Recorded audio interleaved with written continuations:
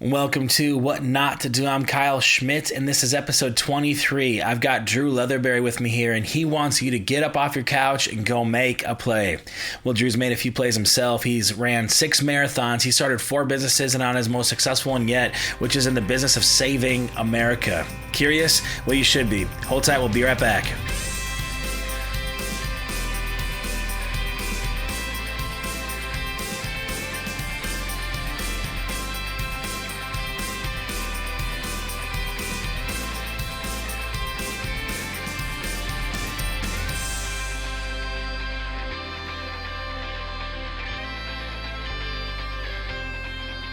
All right, so we are at one of my absolute favorite places in Green Bay. We've got some of my absolute favorite music in the background, and I have a gentleman here that I'm absolutely thrilled to be with, to learn from. Drew Leatherberry, owner, founder of Avergent. Yep. Co-founder? The only founder. Yes. There you go, the one and only man. I pumped a beer today. I'm really excited for our conversation. We were just chatting, 30 minutes off record. It's just like, there's some good stuff there, but absolutely, it'll be lost in the annals of history. So you and me only. Yeah, that's right. So welcome, man. I'm super excited to have you.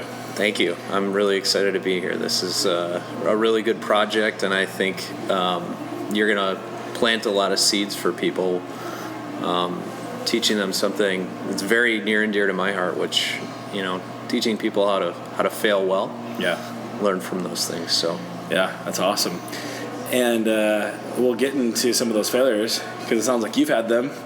Yeah. And which is good. A little bit more about Drew, but he'll fill in the blanks. So, this is not your first company that you started, right? So is it your fourth? Am I right on that? It is. Yeah, it is my fourth. That's awesome. Have they all been in the healthcare space? No, actually, okay. One was in the technology space, one was in hospitality, marketing, advertising, and then 2 insurance agencies. Awesome. Yeah. Yeah. So he's kind of a big deal. Well, people know him, right? Yeah. Made it for all the wrong reasons, right? Yeah. Yes. I've learned the wrong things to do. That's awesome, man. And I was being a bit ambiguous before, so we're at Prohibition on Broadway in Green Bay. It's an awesome cigar lounge. Yeah, love it. I'm a bit of a novice myself, but I try to make it down here, maybe like once a week or so. It's a quiet place to come and hammer out some work and crank out some emails and smoke something good. So it's a partial office for you. Yeah, I tried to. Maybe I can rent it off or something. I don't know. Oh yeah, well, maybe I need to join. Yeah, and they actually we're sitting upstairs, which so they have got a membership here at Prohibition, and this used to be a members only lounge, but they recently transitioned it to more of where they took most of the TVs out, and they have the idea of more of like games and stuff up here, so people can do like more and also like a workspace. So folks that are coming, because there are folks that do that, and sometimes downstairs people are coming in and out, it gets a little. It's not noisy. It's actually a pretty quiet place overall, but kind of had that vision up here more like maybe a little bit more of like a co-working type of space. And so that's cool. I don't know, man. Like co-working with cigars, like that's you're not gonna have to twist my arm, but that's a niche. Yeah, that's absolutely that's a niche. Right, exactly. All right, man. So you're not from Green Bay. A lot of folks that might be listening may know you, right? They may follow your story. They might be friends, family. But I'm going to guess that there's a lot of people here that don't. So, man, who's Drew? Family, kiddos. Where do you hail from? What do you like to do when you're not starting businesses or failing? Yeah. Tell us, man. Who are you? Yeah. Well, I'm born and raised Chippewa Falls, Wisconsin, western Wisconsin. About 3.5 hours from Green Bay? Yep, absolutely. Home of Leinenkugels. Yeah. So we, I say we, I mean, I'm married. My wife and I are both from Chippewa Falls. We met when we were in high school, high school sweethearts. I had a short stint over in Minneapolis, went to a tech school there, cool. and then we made it to Green Bay, and we've planted ourselves here and been here ever since. I have 4 lovely children, age 10, 8, 7, and a little guy, an 18-month-old. So, awesome. Yeah, 3 boys and a girl. My daughter's the 8-year-old. We're trying to catch up with you guys. Yeah. Yeah, we got 3, 2, 1, and 3, 2, and 1 at home. Oh. And a little girl coming in 3 weeks. So wow, well, congratulations. 4 but yeah. That's awesome. Yeah, they're a blessing. Oh yeah, for sure. I would say that's been by far and away, it probably goes without saying, but pride and joy of my life for sure, and definitely the most rewarding, but also the toughest job. So yeah, it's good. But yeah, we live in Alloway. We've been there for a little while. Eastsiders. Yeah, Eastsiders. I outside of the business world, my wife's pretty active with basketball coaching. We homeschool our kids. We've homeschooled them from day one. Cool. So we've gotten pretty active in that community. And is that GBAC? Yeah. So my wife actually she coaches the varsity girls basketball team for NUCHA, which is a homeschool association here in Northeast Wisconsin, and outside of that, obviously that with kids and keeps us pretty busy, but I'm also on the board of directors for the local chapter of Big Brothers Big Sisters of Northeast Wisconsin. So try to stay somewhat active with a really, really great cause. Yeah, that's awesome, man. And so that's interesting. So talk to me, why homeschooling? What was that pull for you guys? There's obviously options. Technically, I guess it's not technically free, but technically free with public schools, right? Oh yeah. There's private schools, and so why take on the work of homeschooling? Yeah, that's a great question. If you would have told us when we were 20 that we would homeschool children, we would have both laughed. And we have really good family friends who homeschooled their 5 kids and did such an amazing job that we met the kids, and our perception of homeschool children was certainly one thing. And when we met their kids, we're like, your kids are normal, and they're smart, and they're athletic, and they're very socially adept. And so we just got to know what they did, and we had 3 kids at home, and my wife just felt like when our oldest turned 5, she's like, I'd like to just take a stab. It's kindergarten. What's so difficult? And it went so well that we kept it going, and then 2 and 3 went through the chute, and there's a community, and there's structure, and we've gotten all the things that we've really wanted, and I think our kids really have gotten the benefit of having one-on-one attention and focus. So I think that's why we initially started it. That's why we've kept going with it. And I'm not a homeschool only type person. Yeah. Believe in public, private school.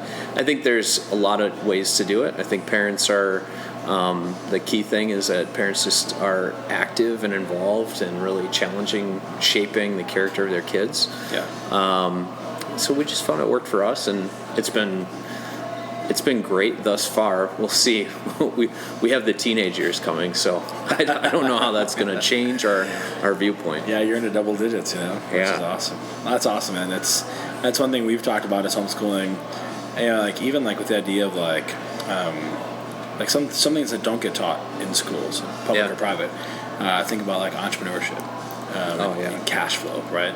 Yeah, that kind of stuff. And I think, and not that it's necessarily not that schools are intentionally wasting time, but I think you do get dead time in schools in between classes and all that kind of stuff to where, and when you kind of piece it all together, maybe.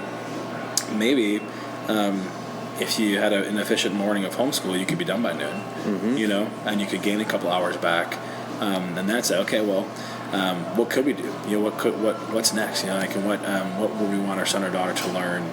Something that they could start to acquire a skill. Right? Maybe we start to teach them about building a website, or they start to look at YouTube videos or different things depending on their age, all that kind of stuff. Things that they might maybe not have had either the capacity or the time to do had they spent a full 8 hours at a location someday. And one thing that we've specifically talked about is wanting to be able to build a business that we can take our kids with us, right? Yeah. And so I can, like my son, who's our oldest, he's 3, but he already knows certain, economic terms, and he knows that dad's going to build a business, and he's going to go, and they love my podcast, they listen to it, that type of stuff. Yeah. And they're excited to be a part of that any way that they can, and if they were, at a public or private school all day long, they just wouldn't have those same kind of opportunities.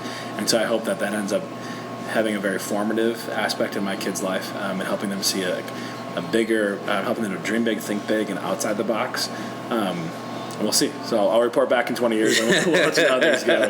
Have you guys kind of thought any of the similar things, or just the flexibility of things? And well, it's interesting you bring that up, because I think our kids have gotten exposed to more of maybe what I do, because they're at home all the time and I'm gone all the time. Not all the time, but I'm gone during the day, right? 23 hours. Yeah. and so like I get a lot of questions when I get home, whereas, and not that it doesn't happen normally, for public private school, but yeah, I just think the kids have really taken a curiosity to like, what is dad doing? And because they're not doing homework at night, like we just have more time to like talk. Yeah. And our kids, they're part of a group that does a weekly like classroom, other homeschool families. And it's interesting because my oldest, he's got a little bit of entrepreneurial bones in his body, and he took some candy to his homeschool group and started selling it to the other kids. and so one Saturday morning we find ourselves at home and we're talking about cost of goods sold, your labor, your net earnings. And it was so funny because he went back the next week and he came back all excited to me. He's like, Dad, I made this amount of money. And out of that, this is what I actually earned. And it was really interesting just to be able to think, like, this is an opportunity. I think it could have been afforded no matter what. But like, I just think our kids, like, they've just benefited from some of those things. My daughter, it's interesting because if you walked into my office today, you'd see a little plush pig sitting right next to my phone. And that pig is named Prophet the Pig, and it's my daughter's pig, and she loves baking and she loves selling. And one day, a couple summers ago, I'm driving home and my daughter's sitting curbside with all of her stuffed animals on her little picnic table that she had drugged down to the end of the driveway, and she was trying to sell her stuffed animals to neighbors.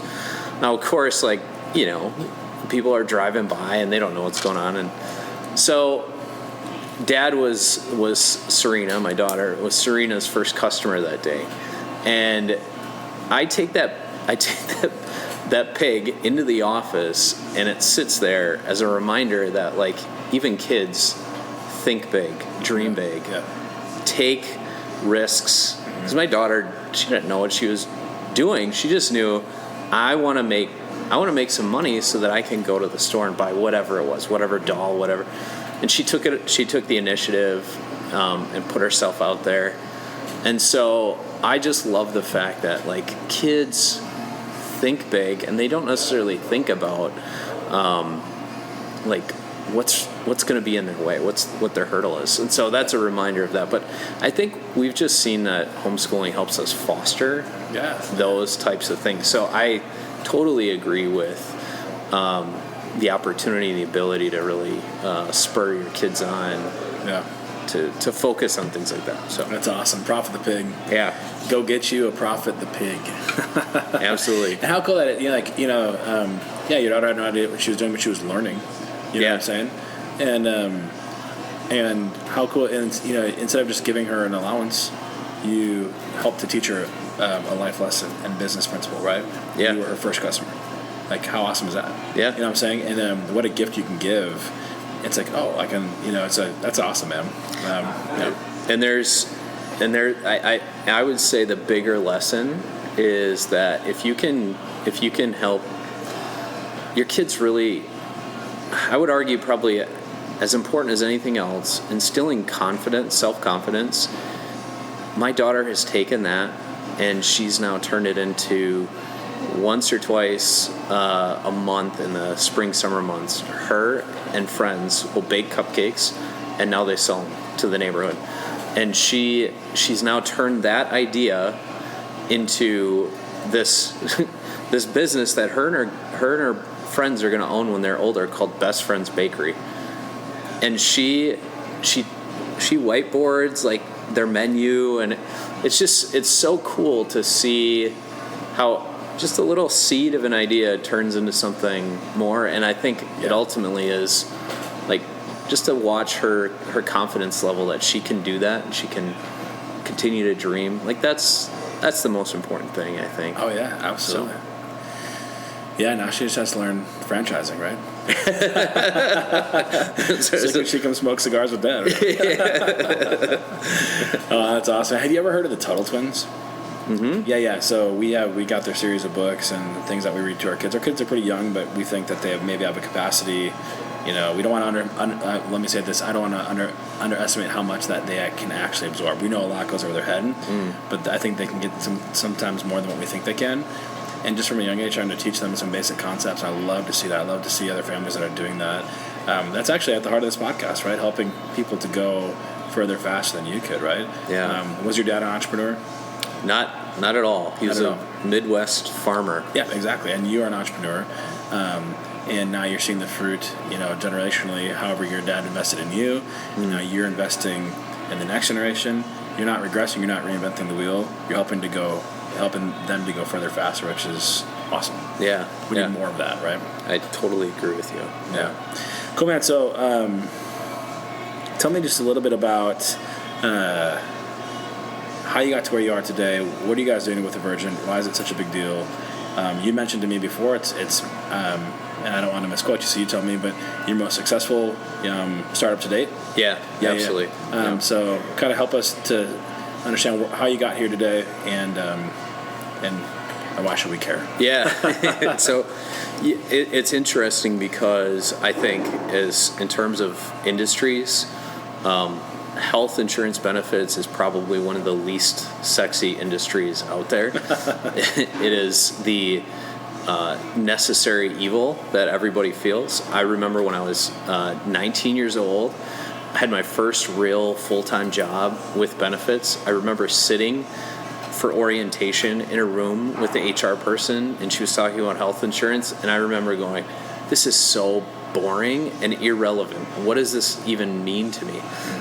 To now fast forward to being 36 and going like, that is what I do. Like, I'm that person putting that program together.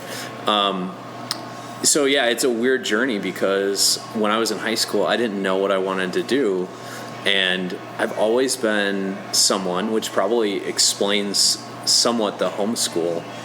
I've always been lazy by nature, and I've always wanted to figure out what's the most efficient way to get to the end goal. And in my mind, a full-time job when I didn't know what I wanted to do was like, well, I could just go and work a job, or I could like kind of get a degree and then start working, and maybe I start a company or whatever. And so when I was 17, 18, I just decided I'm going to do what my older brother and my dad do. They're in the engineering world, but I'm not going to do what they did and do a 4-year program.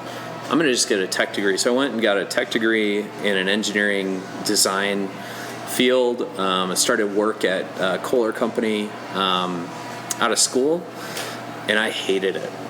Not because the work was hard or challenging or the company was bad. Those things were all good. It was really just I would look at people coming into work and I felt like they were zombies, and I'm like, going to be, in 20 years from now, I'm going to be 40 some years old, and I can't do this for that long. And so I really started soul searching, and I decided, you know what, I'm going to go back to school. And so I got a different job in Green Bay.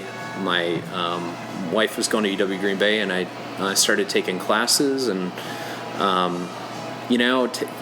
kind of played around with philosophy a little bit.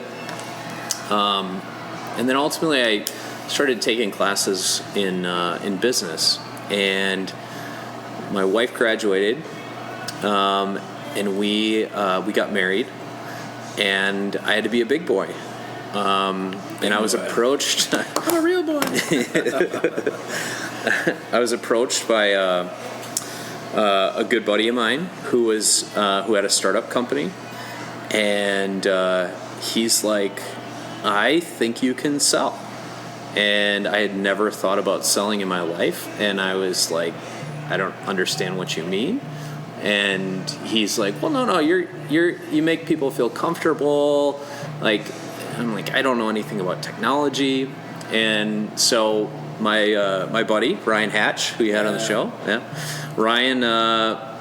Ryan convinced me to jump into the startup world with him. And so I did kind of market development and sales, business development work for a couple of years with him. And we really, we were trying to bring a new product to the market, and man, it was tough.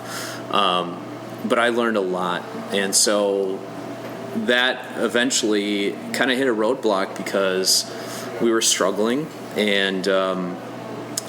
with getting the product to market. And so we found out that we were pregnant with our oldest, and reality set in. I needed to support my family. And so we were in the hotel industry or trying to sell into the hotel industry, and I decided that what I would do to make money is I would sell advertising on hotel key cards. And but I was going to do it in a way that was different. Hey, this is Kyle. Well done on your decision today to be great. Those are my kiddos in the background. Hey, if you want more of this kind of content, find me on social media. We'll keep the conversation going. You can hit me up on Instagram, Twitter, Facebook, LinkedIn, @StartWithWNTD. Again, @StartWithWNTD. We'll see you there. So I decided that one thing I'd learned about the market I was selling into is they were trying to be environmentally friendly, but it was costly to do that. And so I decided, you know what? I'll find this kitschy little way to get these biodegradable key cards in, and it was a quick fix, right? And so I did that for a little while. Made my first sale ever, and I remember what that felt like. It was like this feeling of I persuaded someone, and I remember we were officing with this guy who knew that we had a startup and that we were living in our garage, and he's like, you know what, I got some space, and so why don't you come in? And so we were co-officing with this guy, and one of the things that he said to me a long time ago was, he said, once you learn how to create $1 out of thin air, you will never go back to working a job. And that was that moment when I made that first sale. I'm like, I can do this. And we went forward a little while, and I realized this is going to be a lot harder than what I thought. Didn't lose money on the deal, exited at a good time. But the reason I exited that was the guy that we were officing with was in the health insurance world. Really smart guy. One of my mentors in the more dollars out of thin air. Yes. Yeah, he learned how to do that, and he was very successful. So we used to go to lunch, and we would talk about healthcare. And when I started, I thought, man, this is the most boring topic ever. But he got me so interested in it because I started to understand the connectedness that the industry has for the average American's take-home pay. And you start to recognize that everybody has to buy this thing, and it continues to go up in price faster than anything else. And ultimately, it's a car crash waiting to happen, because you know that people can't continue to get wage increases to support. And so I took an interest in it. And one day, he and I were talking. He's like, if you want just a good job to support your family, why don't you become an insurance broker? Well, at the time, we had just had our first kid. So I was new as a dad, and I was feeling the pinch. And so I'm like, you know what? Let's do it. So I left my little startup, and we ventured out into the insurance world and opened up shop.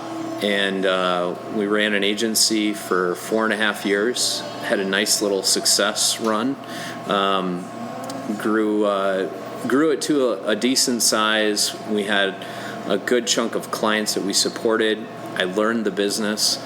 And then I got to a point where we had a couple innovations that we wanted to bring to market. And my business mentor, I went to the guy, and he was actually a client of mine, and I brought these innovation ideas to him.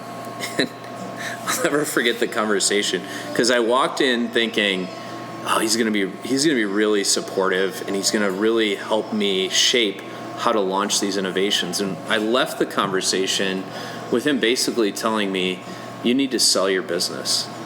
You're not generating enough money to support your family. And so it was kind of this side swipe, if you will. And so I really I felt like I was getting knocked back to ground zero. And that process really led me through soul searching. And eventually what we did is we sold our agency to a bigger agency, where I spent the next 5.5 years really as learning the craft, learning how to run a sales team, learning how to develop sales relationships, support, kind of run an agency without being a business owner.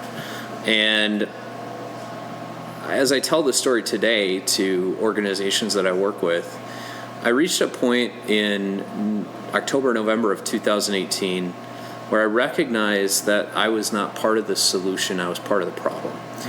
And as I call it, the status quo. And the status quo in the health insurance world just sits back and watches rising costs and doesn't help fix the core problems. And when you realize that this is one of the largest expenditures for a business, they rely heavily on the advice they get from an insurance broker. Yeah. And you can be really good at managing a relationship. You can be really good at negotiating insurance rates for your client. But ultimately, if you're not turning the tide on this cost, this huge anchor around their ankles, you're not adding value.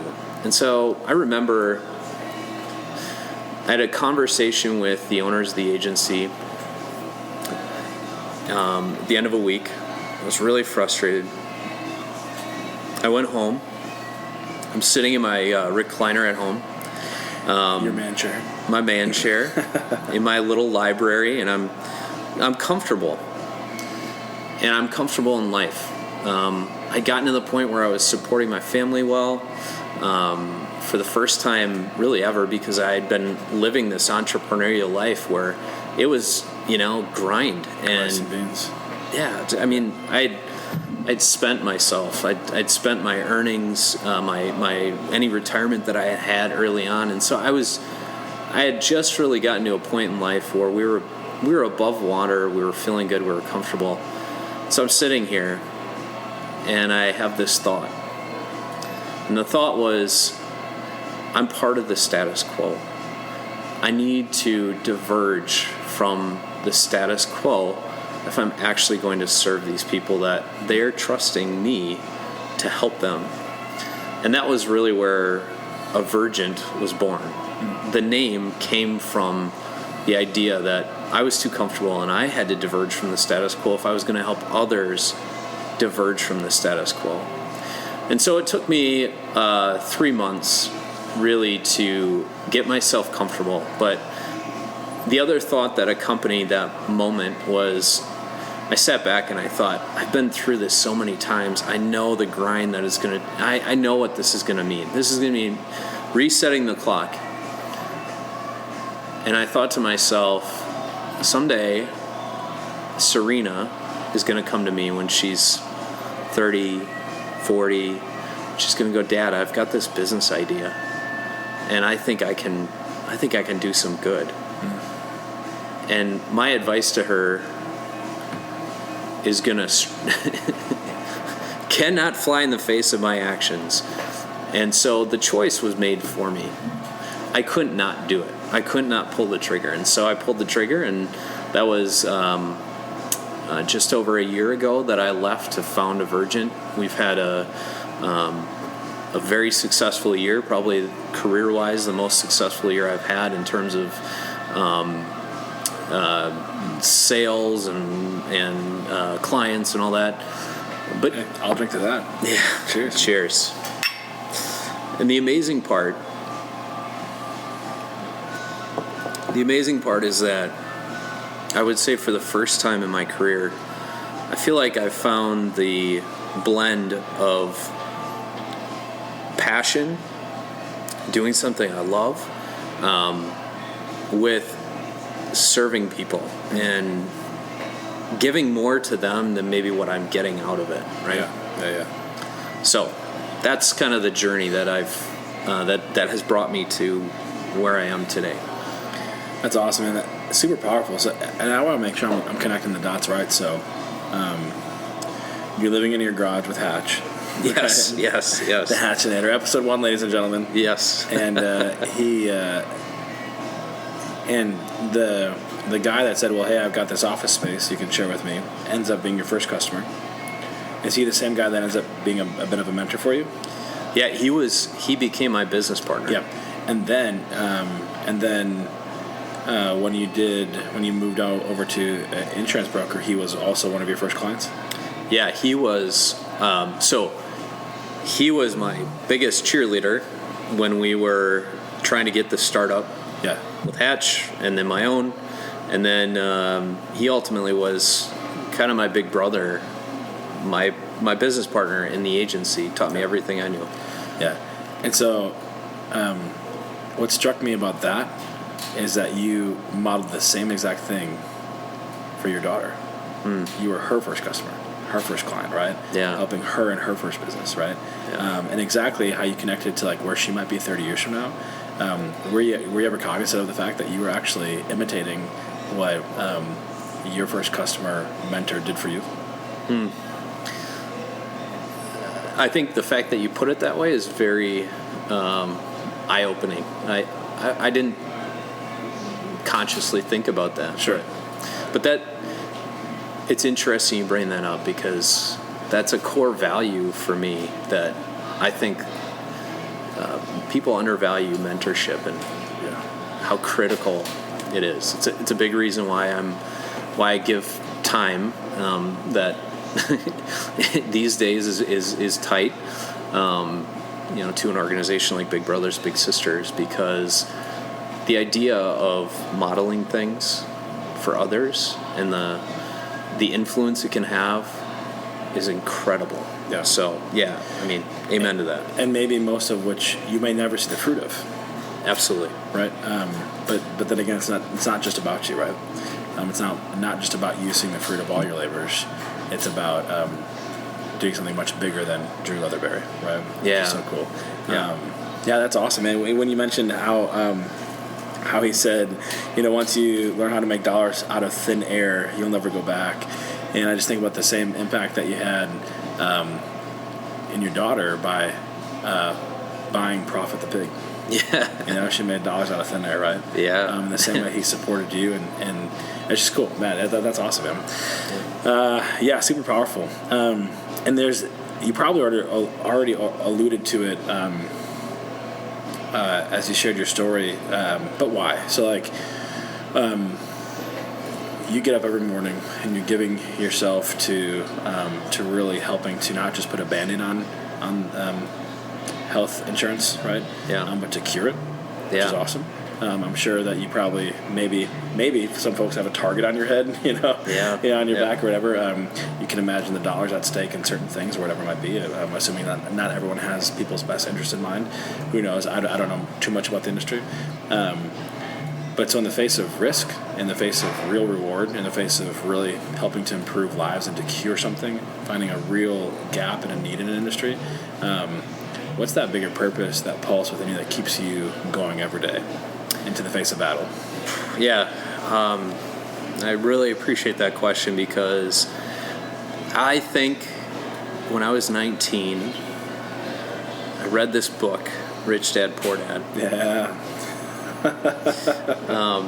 And truthfully, it was my older brother, who gave it to me, and that book has shaped my life in a way that I can't even fathom. If I don't have that book, I don't know that I'm where I am today. Gave me a desire to really pursue business ownership, and I would say that what drove me ultimately at that point in time was finding my why. Yeah. Because I would attend these, so like one of the awesome failures of myself and my story is just being involved in several network marketing, or as people love to put, pyramid schemes. And it was definitely King Tut lived in a pyramid. Yeah.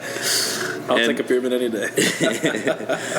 And I, at the time it was just purely like I just don't want to work. I'm just lazy. I don't want to work. I want to have a lot of money. I want to be able to do whatever I want to do whenever I want to do it. Yeah. And so that why was so shallow. But I remember going to these conferences and hearing people talk about their why and going home and just racking my brain. What is my why? And I remember trying to fill in the blank, like trying to be altruistic, and I couldn't find a good altruistic reason other than I just want to be lazy and not work and sit on a beach somewhere. And so as life went on... If you're listening to this on a beach somewhere, we're not beating you up, right? No, I'd like to join you, good actually. For you, yeah, right, good for you. And by the way, I still want that, and I still think those are good pursuits and good whys. Yeah. But ultimately, the why that drives me today, if I start at a macro level, is just leaving a legacy. Like when you think about it, and there's books and quotes and songs and like so many people that have said it so much more eloquently than I will ever be able to say it. But the only thing that you leave on this planet is a legacy. It's the only thing that's going to be around once you're gone, and we're all going to be gone. And as you think about that, and you think, I need to aim higher. And so that's what my why has always started, not always, but has gravitated to like, what type of legacy do I want to leave? And it has to be a legacy that's worth leaving. And as I think on the micro level about where I'm at today, that synchronization of passion and leaving a legacy, but doing so within an industry. The reason why I've found healthcare to be so important and integral is that economically, when I left the last employment I had to venture back out on my own, there were several reasons why, but one specific reason was an article in Forbes by a guy who co-founded a group called Health Rosetta that now is, I'm a part of this. It's like a certification program for advisors, right? Very stringent to get in, focused on integrity and focused on making sure that people are doing the right thing in this trade. This guy wrote this article and it was in Forbes. And the title of the article was "This Job Could Save America." And it was all about the insurance broker, the health insurance broker. when I read this article, I was like, wow, this seems like a grandiose thing. But he drilled down into how the health insurance broker in America is this fulcrum for the economy. And you might think, if you're listening to this, you think, whatever. Like, how is that even possible?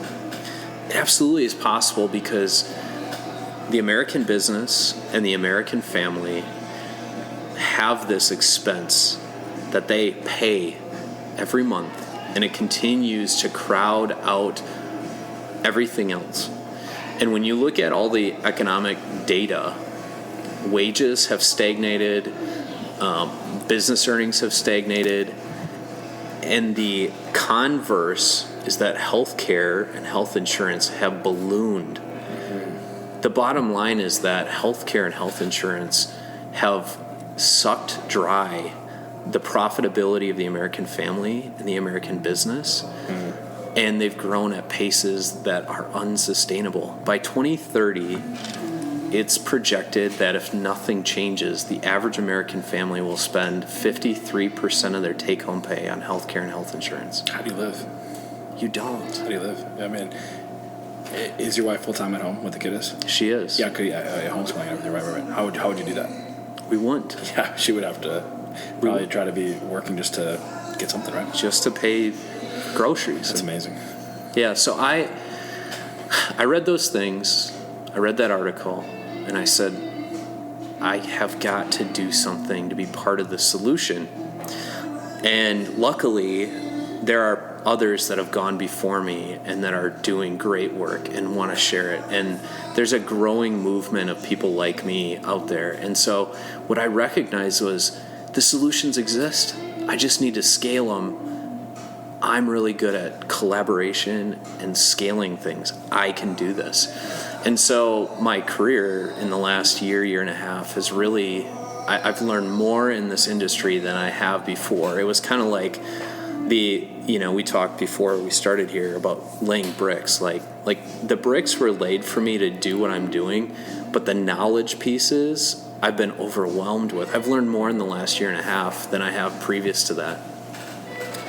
But what's been amazing is that I found this why of recognizing that there's a critical piece to fixing America's healthcare problem from the insurance broker, because we play a role in the supply chain of healthcare that really dictates the price of healthcare and the understanding of the consumer.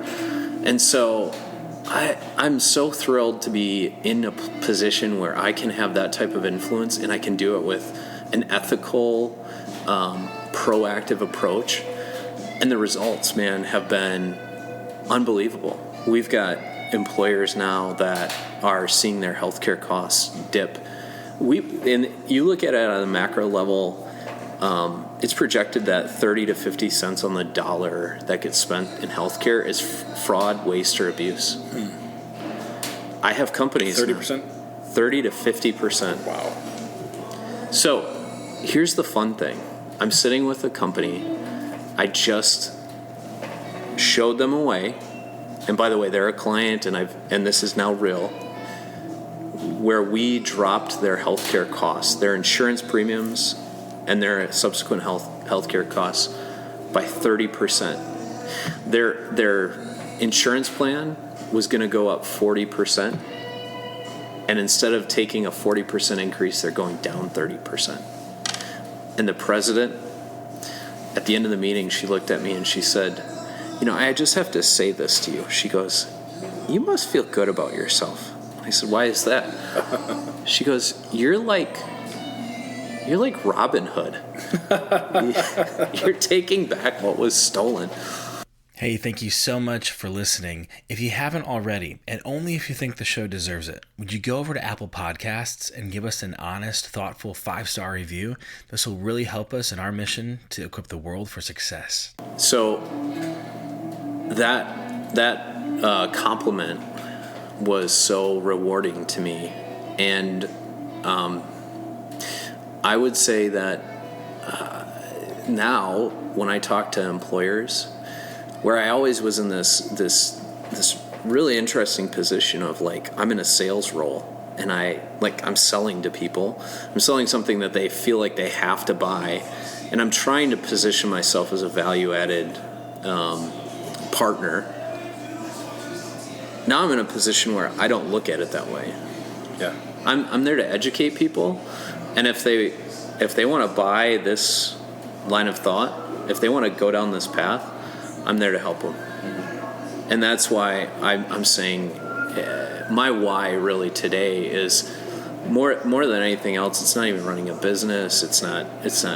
I mean, the results will come, but my why is fixing an epidemic that exists in this country that means something to the average American family. Because when you go home at the end of the day, if you can't afford your groceries, it's probably because of your health insurance. If you can't put money in a retirement account, it's partially because of your insurance costing too much. The leading cause of bankruptcy, I give it away, in America is medical bills. 2 out of every 3 people that file bankruptcy due to medical bills, and 3 out of 4 of those people have health insurance. It's number 1? Yes. Wow. And 3/4 of the people that file due to medical bills have health insurance. So when I'm standing in front of a room full of employees and talking about their insurance plan, I say those 2 statistics, and I say, the reason why we have to change what you're doing is because you're not safe with your health insurance plan that you thought saves you. Something that people have trusted has become a wolf in sheep's clothing. And we have to fix it, because if we don't fix it, there's a Johns Hopkins surgeon. He's written 2 books that are phenomenal. Heard him speak a couple times, and he's done a study. It was published in USA Today last September. 48% of the American tax dollar goes to healthcare. 25% of it is Medicare, Medicaid, and the other 23% is the VA, the amount that goes to Social Security, that goes into healthcare. When we think that the American economy, almost half of it, is attached to that, it's a huge anchor. And so, whatever you think politically, when you look at that as a problem, and then you recognize that employers, companies, organizations control over 50% of the dollars, meaning their employer-sponsored health insurance is over half of how people pay for health care. What you recognize is, wow, there's a great leverage point for us to fix this. So what holds employers back from fixing it? Well, it's got to be the advice that they're giving. Yeah. So when this guy writes this article and he goes, this job could save America, he's 100% right. And all it takes is a few good soldiers. And so when you look at tipping point economics and all this, it really, at this point, it's like, how do you rouse up enough employers, give them the solutions, the plan, the execution, and let them fix it?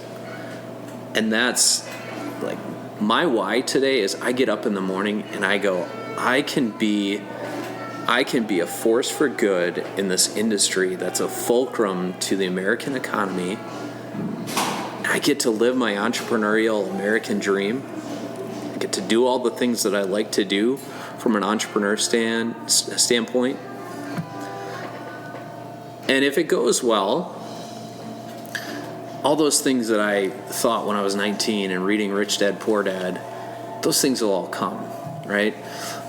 And so I ultimately zoom back out then and I go, wow, I get to like do all these things on a day-to-day basis, and it's going to fill into a legacy. And ultimately, if it's successful, what you find is like you got to have money to have influence to some degree, right? And so that's what I'm excited about. Wisest man to ever have lived said, money answers everything. And sometimes we want to just gloss over that, right? So true. Yeah. So true. That's amazing, man. If I'm hearing you correctly, what you're really saying is that Drew Leatherberry can save America. Right? Yes. That's really your why, right? And you realize that's like, you're not single-handedly doing that, but that is what you're aspiring to. Yeah. And it's really interesting how that wraps up with, again, going back to your daughter, your sons, that you can hopefully leave a better country for them when you leave, right? That's part of your legacy, something so much greater than yourself. And then it's not just about your own sons and daughter, but you think about your work with Big Brother, Big Sister, right? Yes. Think about your work, for generations that have yet to even have been born. What will they be born into? Will they be born into an economy of which 40% of the tax dollars go to healthcare? Or can you say that? Can you save them? Like, in a sense, like, that's amazing. That's an awesome why, man. Yeah. Not a small problem to be going afterwards. And again, like, Epstein didn't kill himself, right? So, and it's interesting because so many of my cohorts in the industry are status quo and downright antagonistic to this, because their why is protecting this little fiefdom that they've created. Yeah. So it's interesting you say, save America. I make America great again. Yeah. Make healthcare great again. So fun story, and fun little story is my kids. When we designed our logo, it looks like we did not infringe on the Avengers logo, but it looks similar. And so my kids saw it for the first time, and they're like, "Dad, are you with the Avengers?" And to which you answered, yes. Yes, of course. And so they bought me, like, to the degree of, like, we try to teach our kids, but our kids teach us way more. Yeah. So my kids, for my birthday last year, they bought me these Avengers socks. And I thought to myself, like, oh, that's cute. When am I ever going to wear those? But to be honest with you, I put those things on most days. And the thought that runs through my head is I have to, in the morning, I have to have a superhero mindset. Yeah. Because when you face the day and you recognize that, like, there's going to be a lot of things that are thrown at you that make you want to just go back to comfort. Yeah. Failure, not the challenging aspects of starting a business and doing it in a different way than maybe what competition is doing. Like, you face a lot of animosity, but the thing that you need to lead with is the right mindset. And that's why I talked about teaching your kids self-confidence. Confidence is like, if you go into the day thinking, like, I don't know how this day is going to go, you're already hardwiring your attitude and how you're going to address conflict. If you go into the day with the mindset of, I'm going to succeed no matter what, you will, because you'll find a way. Yeah. So I love that, and that's why I throw my Thor socks on whenever I've got a tough day coming. Break out the hammer, baby. Yeah. Did you ever see when the Thor movie first came out? Did you ever see Conan O'Brien's spoofs? Mm-mm. It's hilarious. I'm gonna botch, but I'm gonna do it anyway because I can, right? It's my podcast. Yeah. So. It's kind of funny, Conan O'Brien, hilarious, and he's like, Thor's coming out. The trailer looks great, but he's like, I'm just concerned that they got the wrong guy for the job. So that switches to the actual trailer and clips, and you got this just jacked guy. And he takes his hammer and he lifts it, and he's gonna go strike the earth, and Conan overdubs and goes, "Curse me, Ash!" And he has like this kind of like really like kind of effeminate girly voice, overdubbing everything. And he's like, "Ouch!" Ooh, it's just hilarious. So anyway, you guys are probably like, "What is he doing?" Go and Google Thor, Conan O'Brien. Just have yourself a laugh. That's what I'm doing after this. I love that. That's a good joke. Josh Nurnberger, if you're listening to this, man, that one was for you. So awesome. Yeah, really good stuff. Man, I love that. I hope that folks that are listening to this, one thing I'm kind of just thinking is like, you didn't start out in your first business thinking that you were going to save America. Right. And you had this process of what I like to call macro iteration. Right, so like we understand that concept of iteration in the startup world, right? But I think it really applies to life, and sometimes if we didn't just walk into a job and decided to be there for 45 years, we might find ourselves iterating in life, right? And going from this job or this industry and trying to learn and understand what we're good at, what we enjoy, and how we can build wealth to help other people, right? Yeah. And it's really cool to see kind of that iterative process for you on a macro level to where you are today, where you found a massive need and a massive way that you are tailored to be able to play in that space, that you enjoy and you want to play in that space. It's not easy, right? The battle is bloody, but it's one that you want to show up and lead men into war. I think that's awesome, man. And I hope that maybe if folks are listening, and maybe there's some point like earlier on in their journey, they're not sure, and they're not sure what that bigger picture is, or maybe not sure what their why is. It's like, just don't quit. Like, don't give up on yourself. It's gonna come eventually. You're gonna hit it eventually. Don't stop short. Don't give up on yourself. Right. At some point, you're gonna strike gold as far as whatever that might be for you, and launch into war, which is awesome. So yeah, you're dead on. Like, one of my favorite quotes is, "The journey of a 1,000 miles starts with a single step." Yeah. Right. And cliche for a reason, right? Yeah, because it just like it's true. But so many times when you're idealistic or you want to achieve something big, you try to achieve something big from day one, and you get discouraged, and But I've ran several marathons, and one of the biggest lessons I took from that process is like, you just got to start. And like, when it's mile 1, like, all you need to focus on is like one foot in front of another, because you don't know what mile 16 is going to look like. And your mental capacity changes, and iteration is the absolute best way to put it. Like, iteration assumes that things are going to change, right? Yeah. So you have to have a mindset of like, I don't know what I don't know, but I'm going to take it with clear eyes, and I'm going to give it my best effort, and I'm going to be willing to shift, and that is okay. Yeah. So I'm curious now, how many marathons do you have under your belt? I have 6 under my belt. Man.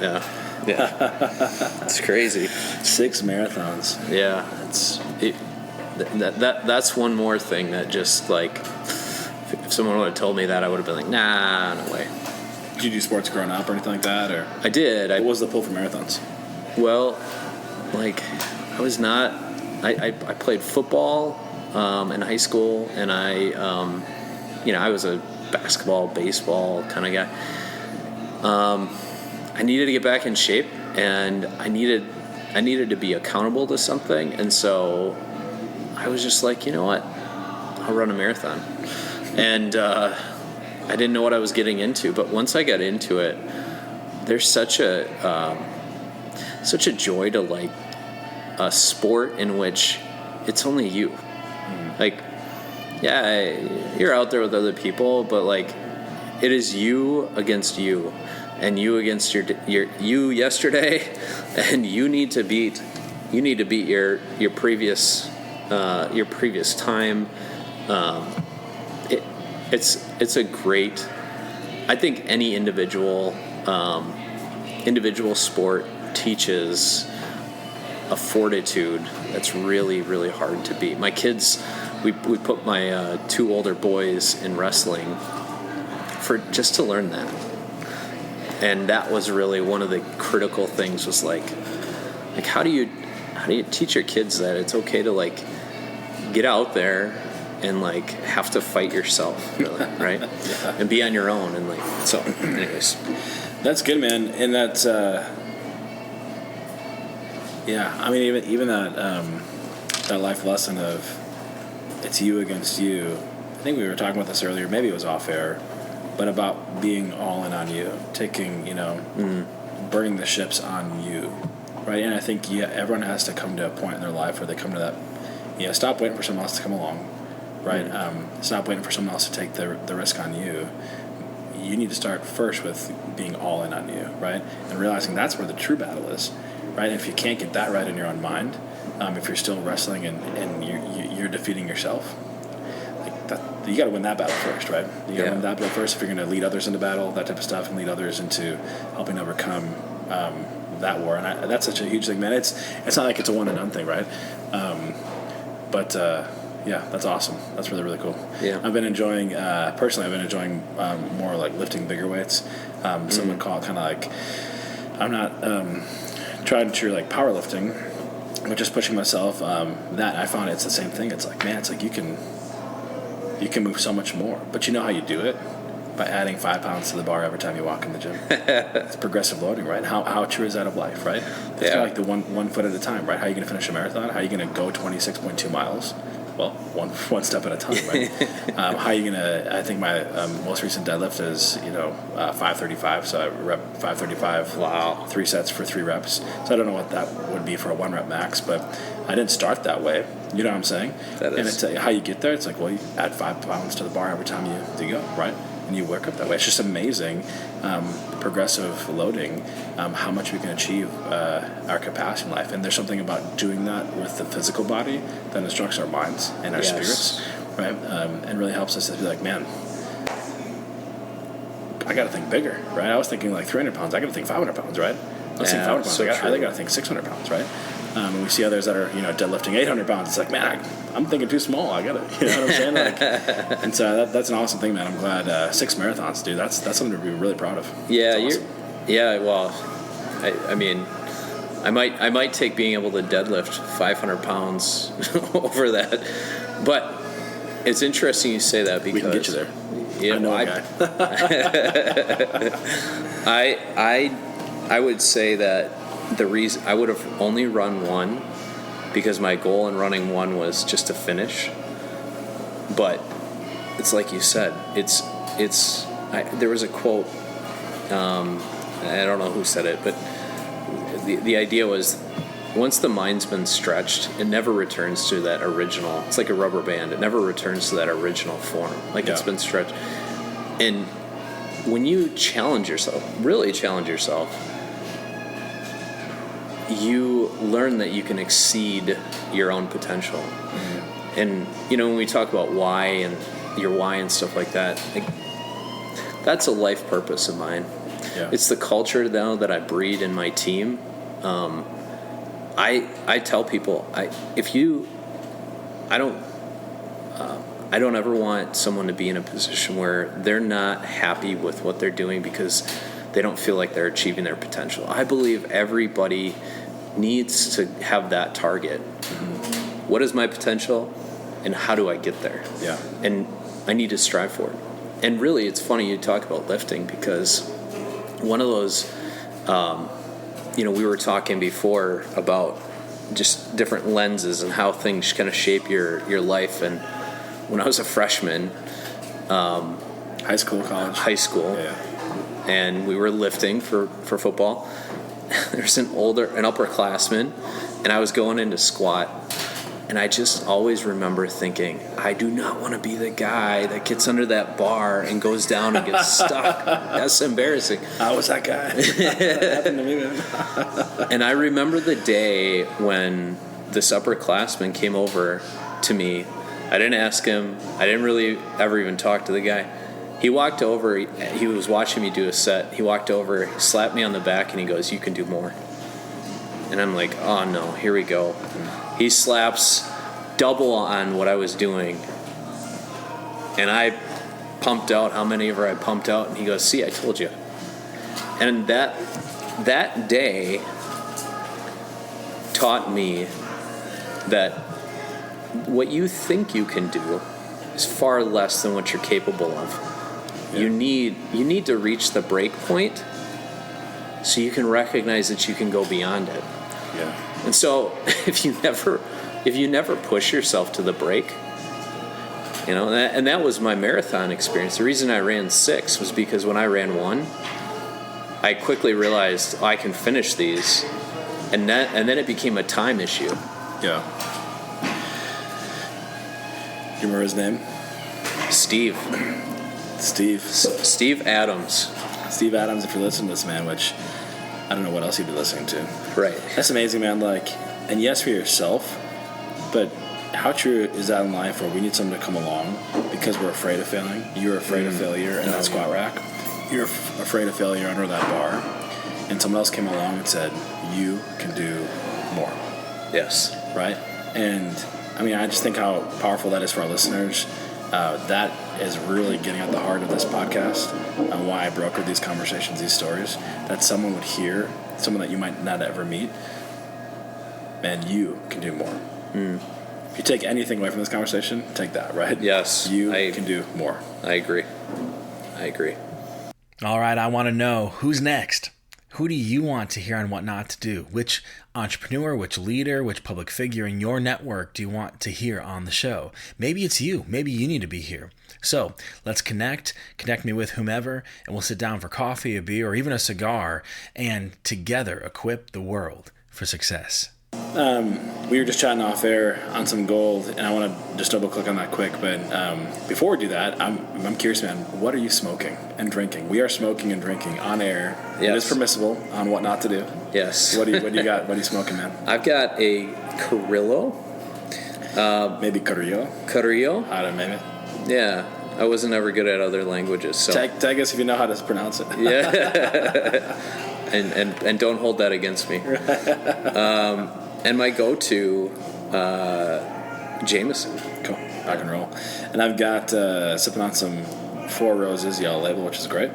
And one of my go-to cigars, Oliva, I really like what they put out. And Serie V, this is a Churchill Especial. I'm not a good accents guy or dialects. My wife makes fun of me all the time because I'm terrible, where I'll try to be doing like one accent and it'll be like 5 of them, we were chatting just off record here, like you said something like you didn't learn to love something, or you don't learn to love something until it breaks you. Yeah. Can you double click on that for us? Yeah, I think the lifting analogy is such a good one, because when you think about just what physiologically has to happen for muscles to grow, they have to break down. Like, they have to reach their break point. And for me, in my story with lifting, I hated the art of it until that moment where it broke me, because I didn't want to leave broken by it. Yeah.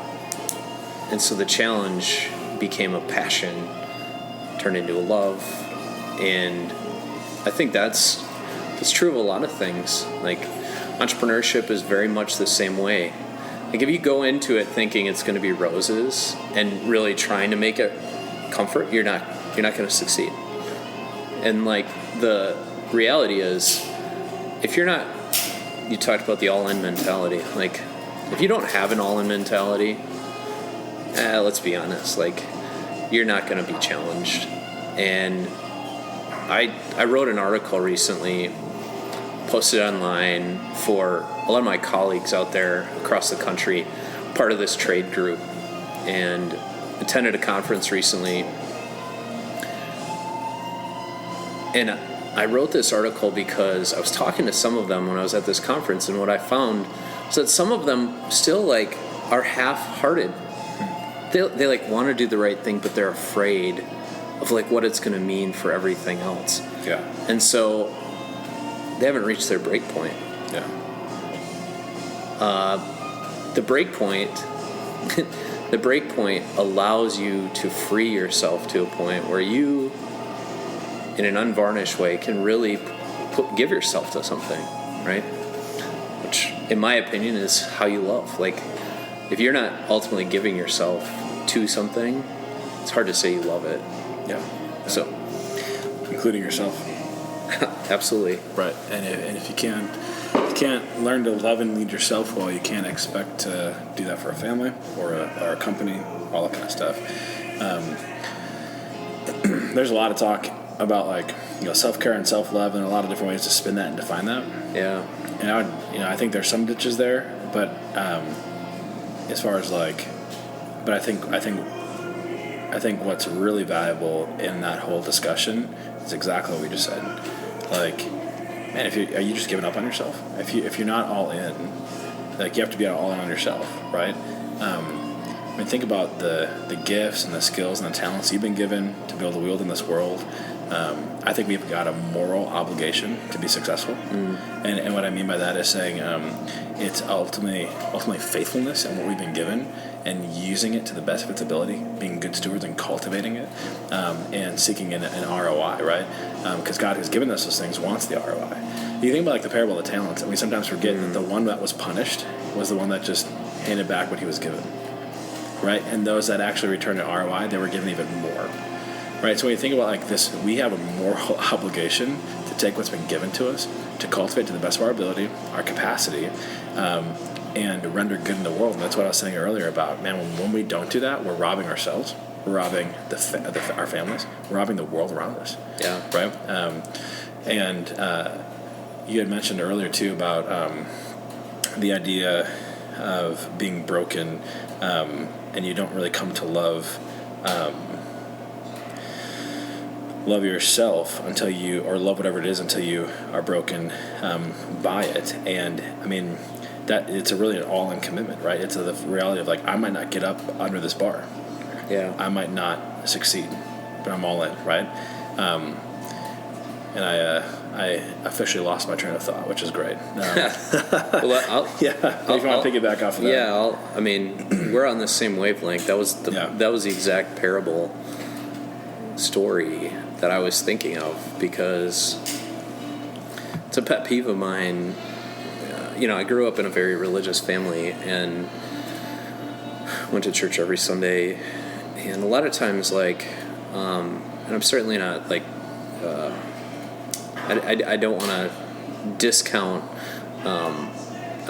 my parents or even the church necessarily, so it's not directed at them, but there's a pet peeve of mine when people just don't live up to their potential here and now, and they look forward and they just wait. And there's a pitfall in religion where you start looking for something down the road to happen, and you just coast, which is exactly what that parable is. Like, it's just coasting. Like, here and now is all you have. You only have this moment, and if you're not making the most of it, like, you're not potentially becoming the best you down the road. Right. So I love that. It's one of the things that's informed me to really focus on having a passion for helping people achieve potential. Yeah.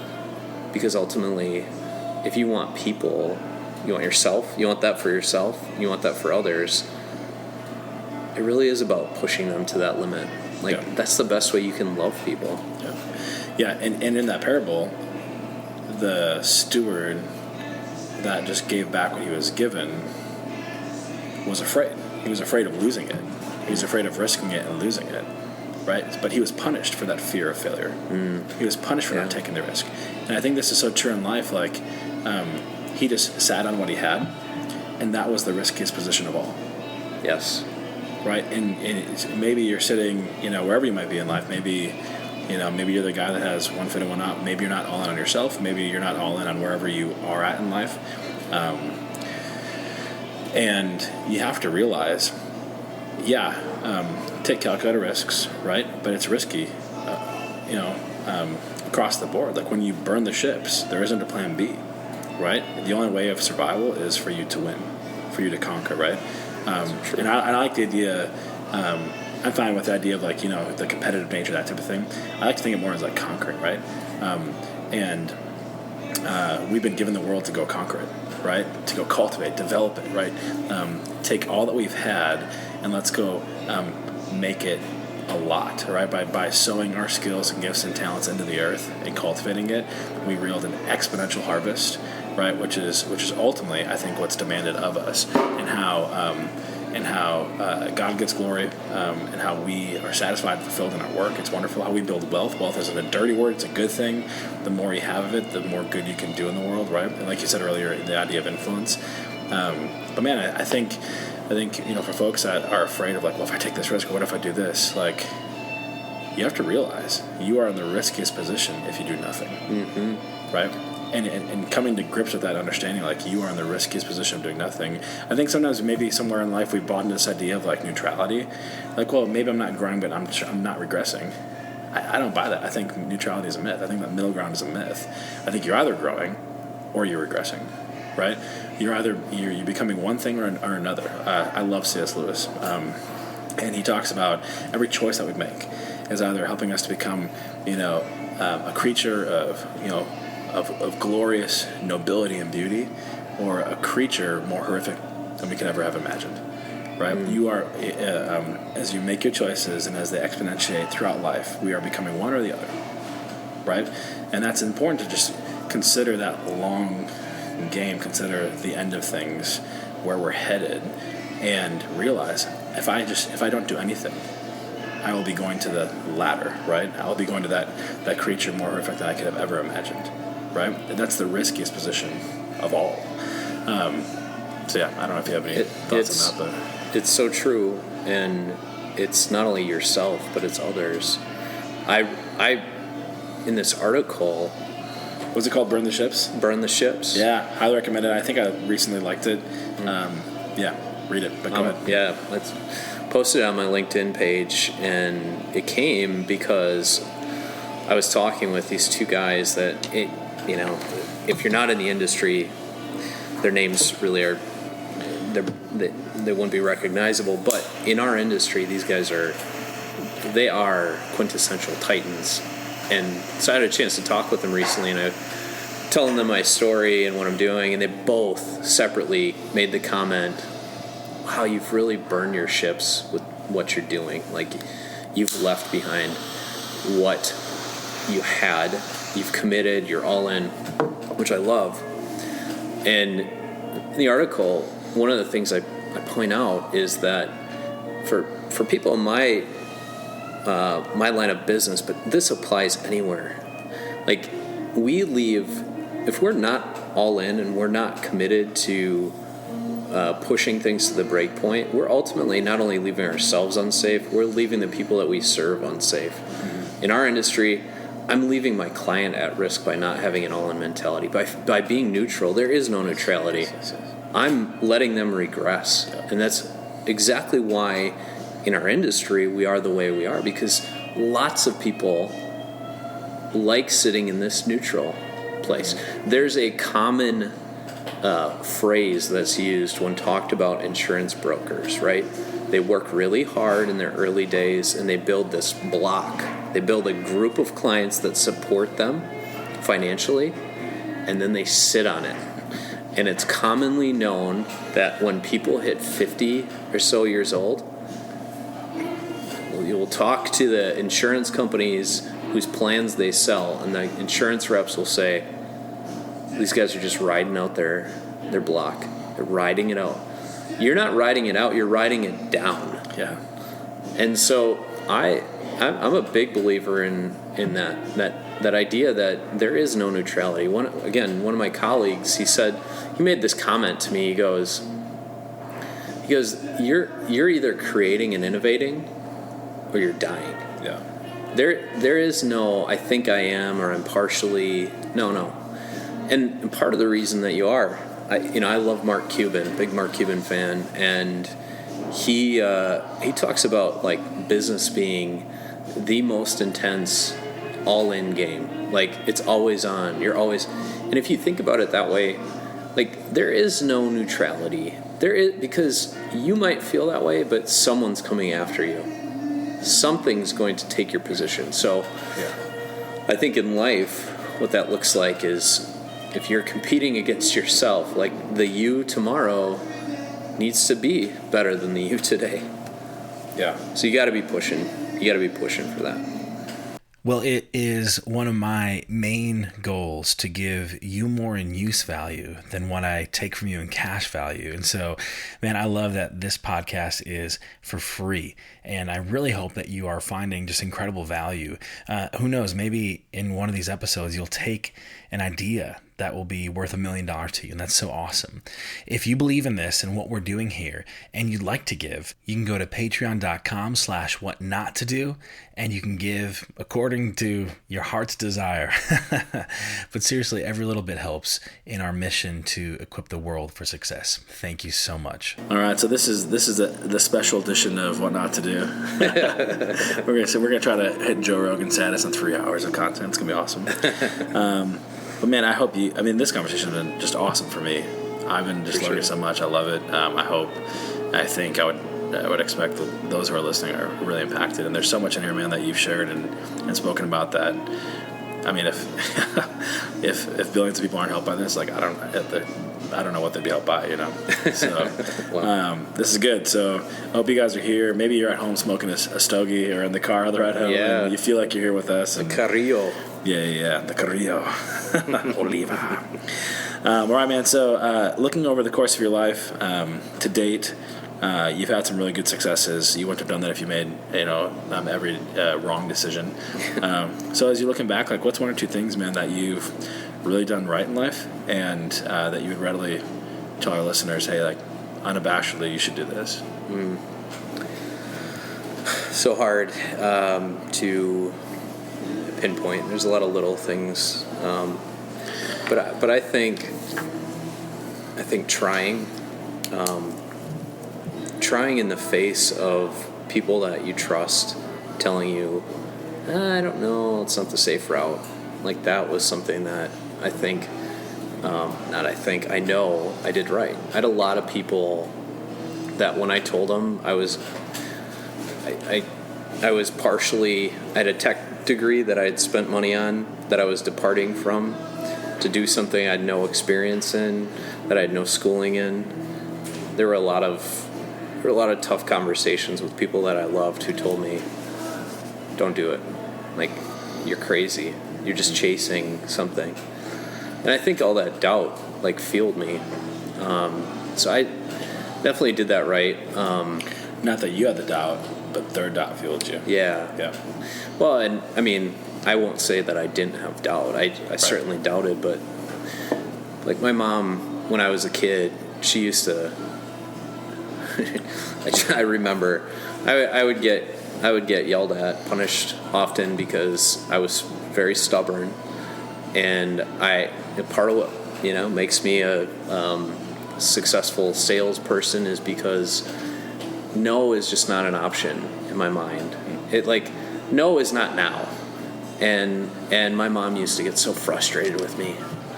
Oh, you're so stubborn. Why won't you just do what I say? And so I think that's part of the other aspect of it is like just taking the plunge and doing something, even when I didn't know what the outcome was. I was maybe too optimistic about it. But that was a good thing. It was just good to go.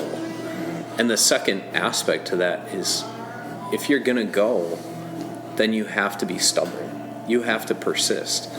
You cannot do something without the mindset that I'm gonna persist no matter what. Yeah. You think about the marathon. That's honestly the only thing that got me through the first one was hitting mile 20 and going, well, I already committed. Like, I don't have a choice. I'm not quitting. So yeah, those are definitely good things. Yeah. Later in my career, more recently, I've learned and pieced these. Again, we talked about it before. This brick by brick idea. I've pieced together the little successes to combine them into what has really helped me.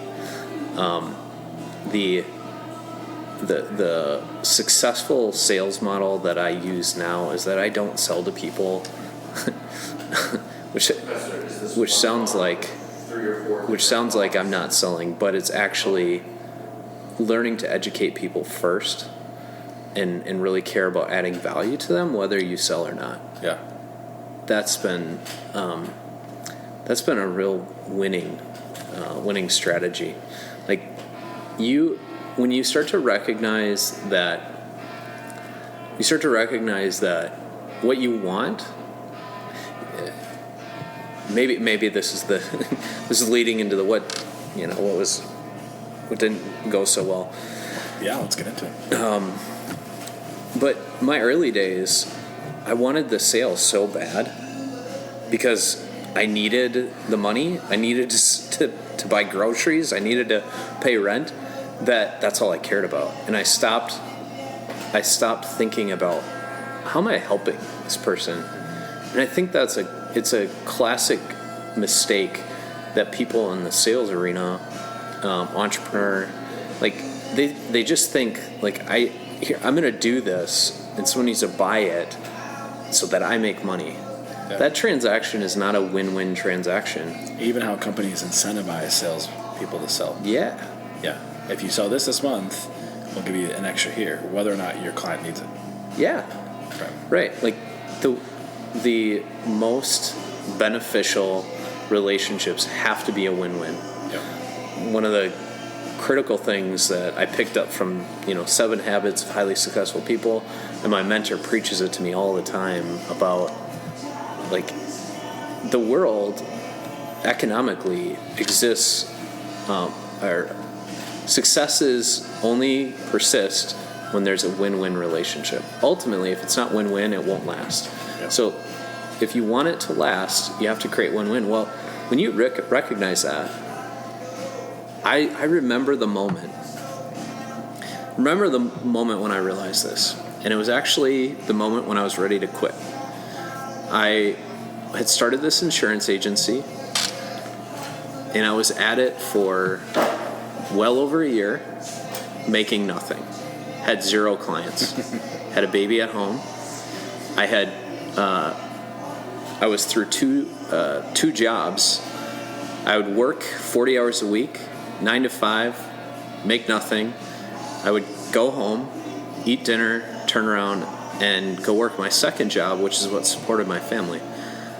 The first of those 2 second jobs that I worked was cleaning bathrooms at a corporate office, Monday through Friday. Hated it. Found a better job, worked in a call center. And that was, talk about reaching a break point. And I did it, and I persisted, and I was stubborn, and I kept believing, this is going to... And I would go into those sales conversations trying to get clients and focus so much on just, I just need a client. I just need 10 clients. And I finally reached a point where I'm like, I'm not going to be able to keep doing this. I'm going to have to go back to school or go get a job or whatever it was. And I remember it was my last prospect. It was the last one I was going to try. I was already planning my exit and planning my next business venture. And I remember going into this meeting with this CFO of this company.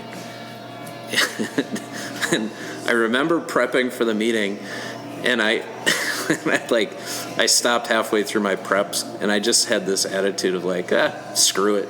Like, who cares? Like, I don't even...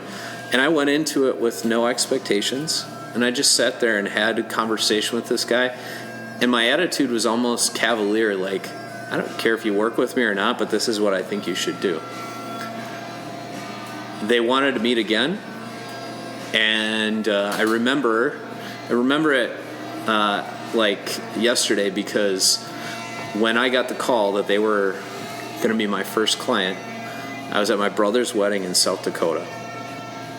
And I get this phone call from this CFO. He's like, all right, we're ready to go. And I'm like, you're ready to go where? What? It's like, no, we're ready. We're switching to you. And I got off the call, and I remember thinking to myself, of course, this was the one I didn't want that I got.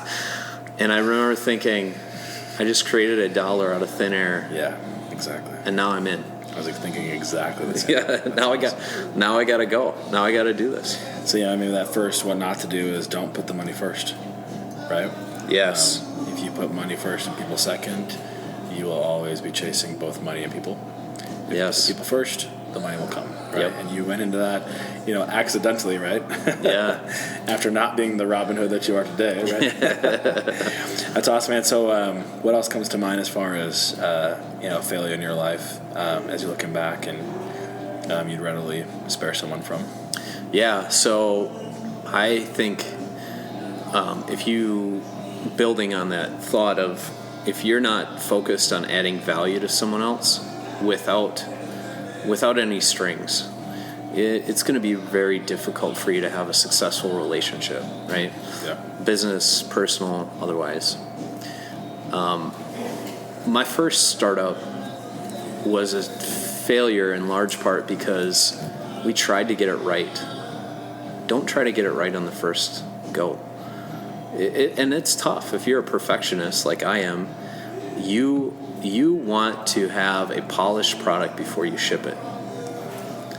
I am so thankful that I learned not, and still am learning, not to ship polished products.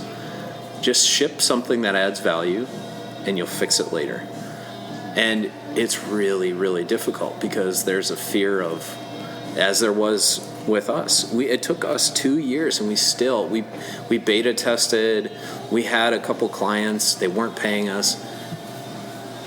We didn't succeed in large part, from my perspective, because we tried to get it just right. And in doing so, we bled ourselves of any potential clients and customers that we could have had along the way. All these conversations that we had, we could have been adding value to people. Yeah. We were unwilling to pivot. We were unwilling to change. And because you had the perfect product.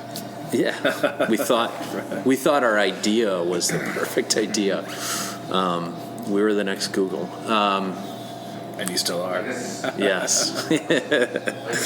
So, yeah, absolutely. I mean, you have to be willing to go forward without perfection being being the deliverable, right? It goes back to the idea of iteration. Yeah. Right. I think is it Eric Ries in a lean startup talks about that. Just get the product out, right? Get product 1.0 out, get feedback from customers, let them have a sense of ownership, right? All right, come back with product 2.0, right? Yeah. Speed as everything. Like just keep on that process, bouncing it back off and off of your clients. They have ownership. They've got buy-in. You start to build that trust and rapport. They love that you're for them and to listen to them and constantly letting your product evolve to what's going to be really helpful for them. Yeah. Pretty soon you realize, wow, now you finally have the perfect product because you took the time to actually care what they wanted, let them, in a sense, have a hand in it, and there you go, right? But that product, that idea of iteration, I think is such an important principle. It is, and it really speaks to the vulnerability that comes when you're willing to put yourself out there in front of someone that's a customer of yours, and you're saying, I don't have everything together. Yeah. And I remember one of my second or third customer, the insurance world is very much about like what most people think it's about is like you beat whatever they have with something better.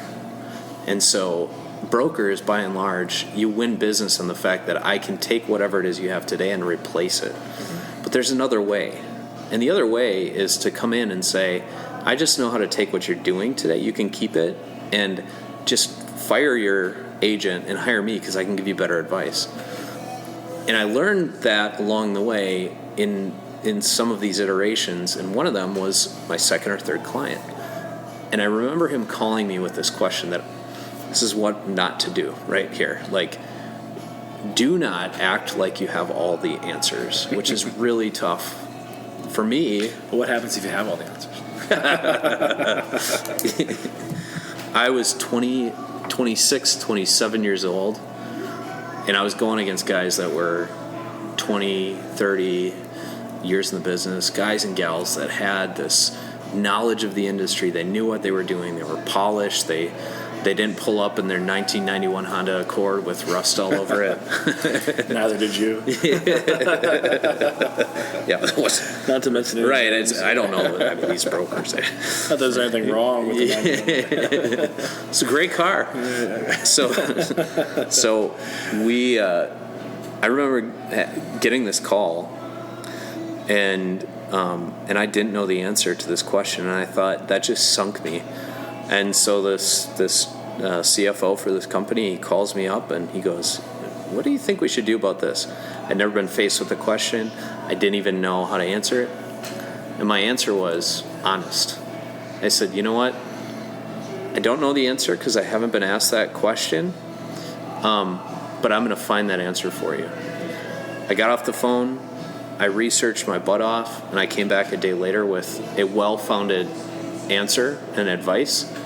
And a week later, and this is one of those moments, right? Like, have you ever watched The Pursuit of Happiness with Will Smith? I haven't, no. So it's a great I'm very uncultured. it's a great movie. It's a story about a guy that was in the financial services and industry, and he lost everything. And so I like, this is my little moment that was like that. I go into this meeting with this client. They're not a client, and they were the key to me quitting my part-time job and going being full-time with this thing. And mind you, I'd already been working full-time for almost 2 years with virtually no pay, working side jobs. And so this meeting meant everything to me, and I didn't have a replacement product. I was going into this meeting with the mindset that I'm not going to get this. And while I have a couple clients, I'm probably not going to be able to keep doing this. So I was, again, at that break point. But this is the guy I answered the question to. And I went into the meeting, and we're nearing the end of the meeting, and I remember thinking, like, we're going to get to this point where he's going to go, "Well, it's really been, we've enjoyed talking to you," or whatever, but let you down easy. Like, we're not going to move forward. And we get to the end of the meeting, and he makes a comment, something to the effect of, "Well, so when we get to March," which happened to be 3 months, I think, down the road or whatever. Yeah, we were in December. So when we get to March, here's what we need to do. And I pieced 2 and 2 together. I'm like, in his mind, he's already made the decision to switch to me. I'm his advisor in March. And I remember sitting back in my chair, breathing this huge sigh of relief and thinking to myself, all this effort and energy, and what he really wanted was just someone that was going to be honest with him and tell him, "I don't know the answer, but I'll find it for you," and then follow through on it. And it was another aha moment. And that was, to be honest, that was over 10 years ago, but that was the birth of Drew as a benefit advisor. That's what the validation and those things, I think people don't recognize that. You go into it and you think, I got to earn my stripes in whatever it is I'm doing. I got to act like I have it all together. That's the opposite way to do it.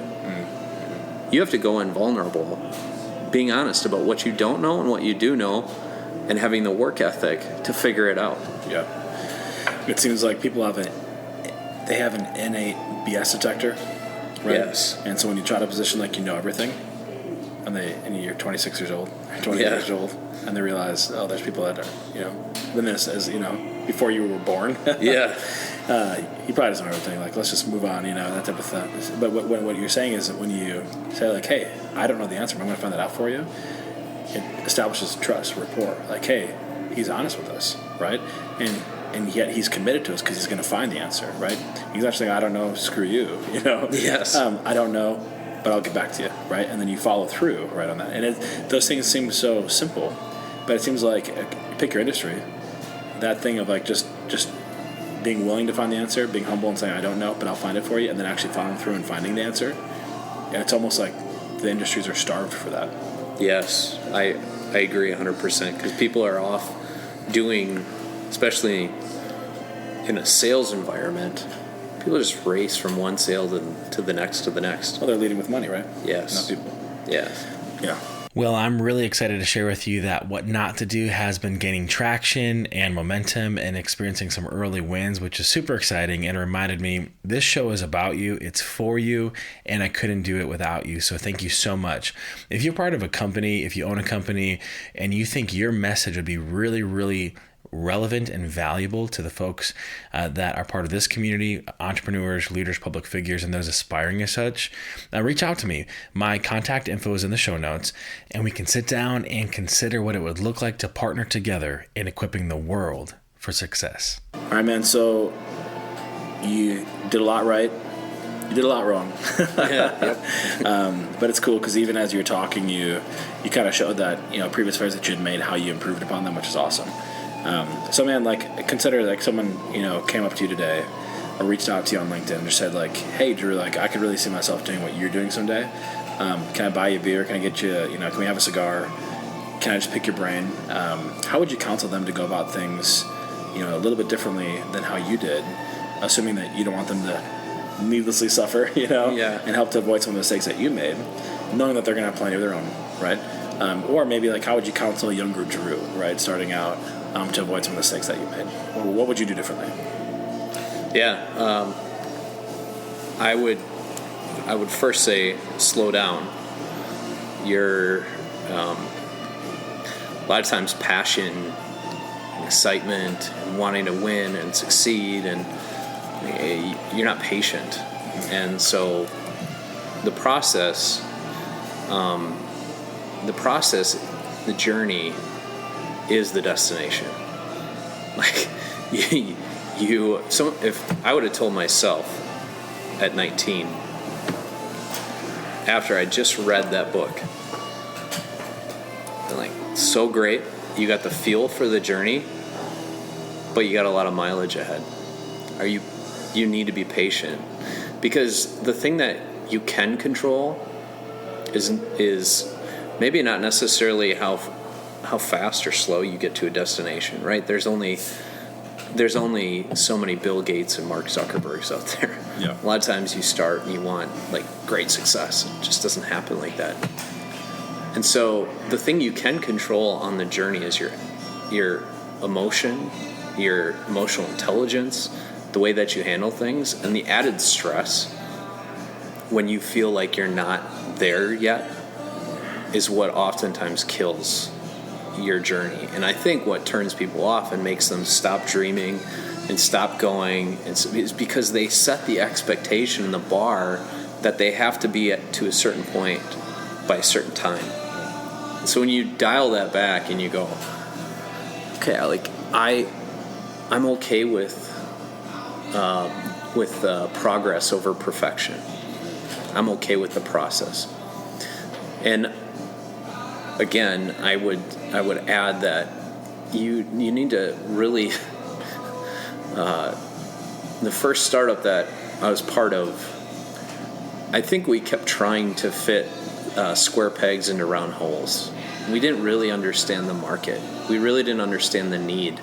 We wanted to create the need for what we were doing, and that's a tough lesson, because somewhere along the way someone said you haven't been in an industry long enough to really understand the dynamics of what's going on and what you're really solving.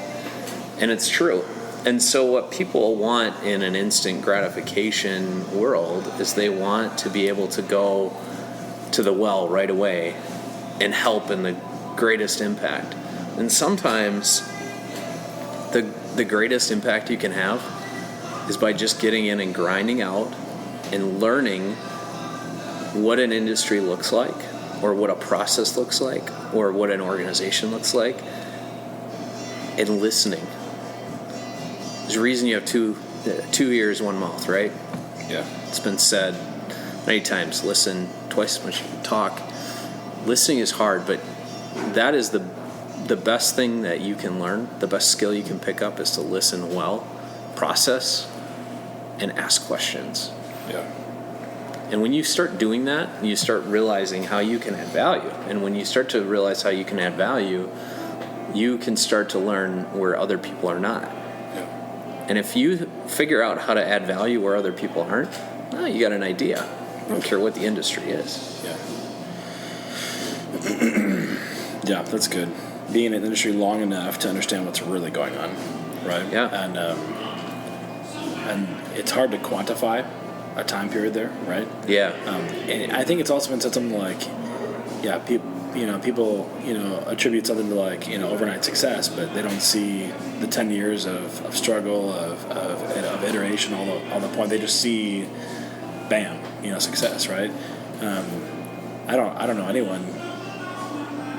I don't know that I know of any story of someone who's had great success that doesn't say, hey, you just see the tip of the iceberg. You don't see everything underneath. You don't see everything that it took to get here. I know it looks like, glory and ease, and if I can just strike gold. Like, think about all the work that goes into that people don't see.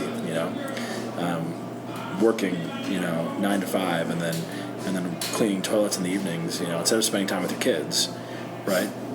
All that kind of stuff, right? The real sacrifice, the real exercise of delayed gratification, which in a sense isn't sacrifice at all, right? Because you're going actually for something better, something so much greater for everybody, even your kids. People don't see that, They just see, oh, Drew's successful. He's got it. Oh, he's doing so well. Like, I'm going to go do that, and, they don't see everything behind, and even in industry, even how you can learn things in other industries that parlay into the one that you have, like that just takes time. Like you can't, the knowledge compounds, and you can't just think that you can hop in industry and bam, there it is. I wholeheartedly agree. Gary Vee is one of the people that I love listening to because he captures it. That in this age of everyone, even entrepreneurship is the flavor of the day, and people think it's cool to just start companies. Sometimes it's like you don't need to start a company. You can go and be part of an organization and enhance process, help people, sell product, and you can be doing more than you would be doing trying to start your own business. And it's, again, well documented that there's been so many successful entrepreneurship stories of people late in their career. Just look at Ray Kroc, right? McDonald's, and here's a guy who was a failed sales guy for a large part of his life, but what he learned were the seeds to what he needed to know to build and develop the McDonald's franchise, right? Yeah. I think that's a critical thing. The other thing that on topic, off topic, I have no idea, but definitely advice I would give to anyone early on is be humble. And humility is one of the most, in my opinion, most undervalued virtues, because people think of humility as meekness, and it's not. Humility is a right view of oneself. And a right view of oneself is actually the most important thing that someone needs to be successful. Yeah. Being humble means I look in the mirror and I take an honest look at the strengths and the weaknesses. I honestly assess myself. I don't think more of myself or less of myself. I have confidence, but I'm not cocky. Objective. Just be objective, right? Zoom out. Yeah. Right. Yeah. And that can get you off course real fast. You mentioned, part of the temptation, and I've noticed this in my own life. One thing, I'd rather be told to slow down than to giddy up, that type of thing. Yeah. And so I can sympathize with folks that just want to go, and let's go. One thing I've learned in my life, and I think a really helpful picture, is, when you think of like a wild stallion, so much strength and beauty and just power, and just when you watch it run full speed, it's crazy, but unpredictable, right? And then you think about what a bridle does to harness that passion, that power, that strength, right? To help it to go in a particular direction, right? At a particular speed.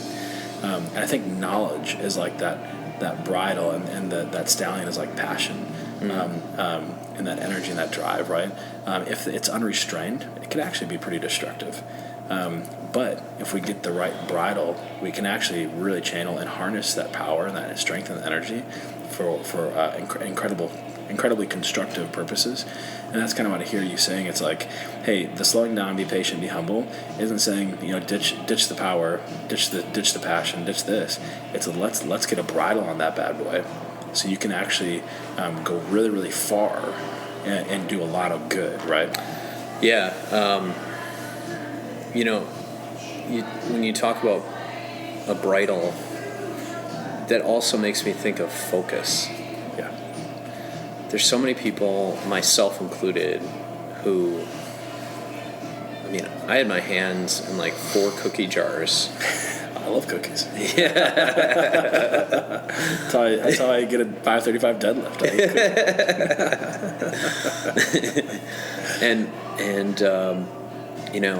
There was a time in my life where I was going to be a real estate investor and a stock investor, and I was going to start a business and be a husband and a father and be involved in that's not a good focus.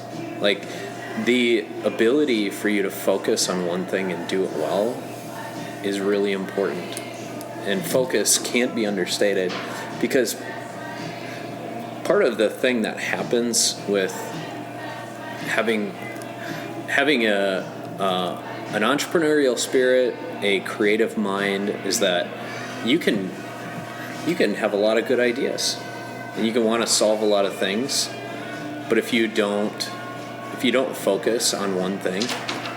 We used to, my first business partner in my first agency, my business partner, we used to talk about stacking wins. And it really was, you will not succeed until you get a win under your belt. You get 1, and then you get 2, and then 2 builds to 3. And in our environment, what that meant was practically, if I focused on building this huge business, I wasn't going to get 1. And ironically, I needed 1 to get 2. Because I wasn't getting a 2 until I had 1. Because in our industry, it's very much like, who's your reference? Who else are you working with? Who else are you doing good work for? So again, focus is so important in trying to do one thing well, succeed at it, and build. All right, you want to know why? Well, I'll tell you why. My why is to use my presence and my pros to inspire you to go all in on you so that you live a legacy worth leaving. Again, to use my presence and my pros to inspire you to go all in on you so that you live a legacy worth leaving. And I want to inspire 1 billion people to live a legacy worth leaving by 2030. That's 10 years. That's 100 million people per year. So let's go. Join me in this mission to help equip the world for success and inspire 1 billion people to live a legacy worth leaving. All right, man. So I'm going to throw you through the gauntlet here. People are probably wondering, like, where did this guy come from? Who has shaped this guy? You mentioned a mentor earlier. You mentioned your dad. You mentioned Robert Kiyosaki. Folks that have varying influences along the way.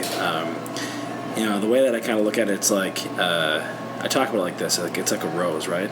The promise of that rose was wrapped up in a seed, right? And that seed has so much potential and capacity to become what it was always meant to be. What decides whether or not it gets there is environment, right? If that seed falls on blacktop, it's not going anywhere.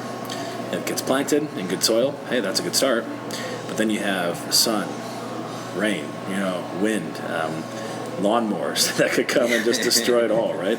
Or if it doesn't get some of those things in the right proportions, right? Too much sun, not enough rain. Too much rain, not enough sun. I think human life is like that. I think we are born with such potential and promise wrapped up inside of who we are, but oftentimes how that gets drawn out of us and actually developed and cultivated largely depends on our environments. And I think people play a huge part in shaping us and helping to cultivate us and develop us. You kind of mentioned before, like you love that kind of mentorship, that type of thing, and think of it like in a sense we're gardeners, right? I think husbands are gardeners for their wives or for their kids, right? I think all of us, to some capacity, we're gardeners for ourselves or for others that we might lead or can have influence in life. And so we think of the art of tending a garden, how important that is. And so I'm curious for you, man, who has been someone in your life that has really, and probably several, right? And oftentimes it can be people that are, maybe, have you met Robert Kiyosaki? Not personally. No, not personally, but yeah, so but he's an influence. He shaped you at 19 years old, right? Yeah. And so it could be positive or negative, right? Or it could be direct or indirect. I'm curious for you, man, who comes to mind as far as when it comes to Drew Leatherberry, you would not be who you are today without this person. Yeah, it's really easy. Kurt Voss is a guy that business owner in Green Bay. So much more than that. He's active in the community. He's started a gender studies program at St. Norbert's College in honor of his late daughter, called the Cassandra Voss Center. He's mentored, been an influencer in so many people in this community. But Kurt was a guy I cold called on years ago, and he gave me an opportunity and became a client of mine. And little ways down the road, I remember the first meeting I had. We got to the end of the meeting, and I was, hurrying on to the next thing that I had, and he stopped me, and before I got up from the chair, and he goes, "How are you?" And I thought it was just the most bizarre question. He's peering into my soul. He's like, "No, how are you?" And I'm like, "Good." He's like, No. I can tell you got some things going on in your life. How are you doing? And so we had a nice conversation, and kind of shared, here's what I'm going through. And I quickly realized this is a guy I need in my corner, and so we started meeting regularly. And he was the guy that ultimately challenged me to sell the first agency. He's been with me every step of the way for the last 7-8 years of my professional journey, and I would not be who I am without his regular challenging and encouraging and feeding me professionally and personally. And there's a number of things that there's a Kurt voice now in my head, and it spurs me on. So The Voss voice. My kids like to call him the Voss boss, so it's great. That's awesome. Very, very cool. Yeah, it's amazing. Maybe he'll listen to this, and I'm sure you've already expressed so much gratitude for him in your life and all that kind of stuff. Yeah. Which is so cool. So, all right, man. So, not the best advice, but what's some of the worst advice that you've been either given along your way or that you hear floating around these days? Yeah. Well, I'll give you a general and a specific. Generally, it's, I guess, the 4-year college journey. At least for me, when I was going through high school, that was a big deal. And there's still a lot of pressure for young kids to feel like I got to have it figured out. You got to have it figured out coming out of high school at 18 years old. You don't. It's the worst advice.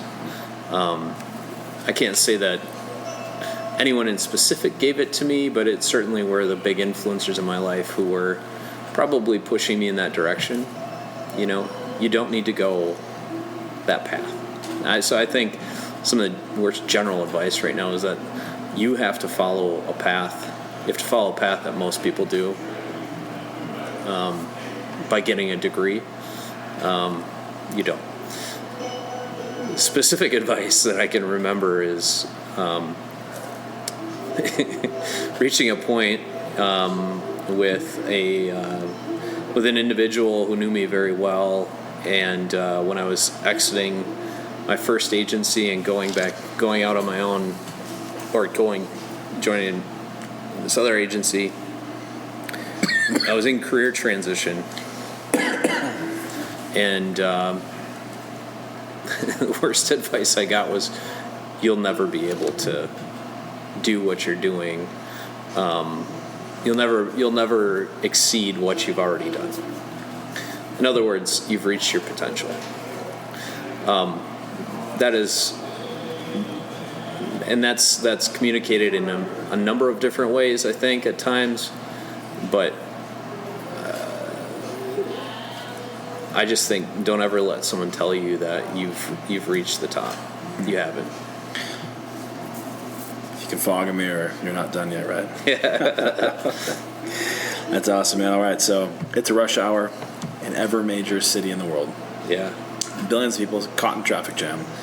They're listening to the special edition of What Not to Do with Drew Leatherberry, right? And they look up and they see a billboard, and once you know it, it's Drew's billboard. What message do they see? What message do you want the world to see? Yeah, I'm not even going to take credit for it. This is a Kurt Vossism, and it would say, "Go make a play." And I'll save the full story for maybe you will have Kurt on your program. Let's get him on. That'd be awesome. Yeah, is he a cigar guy?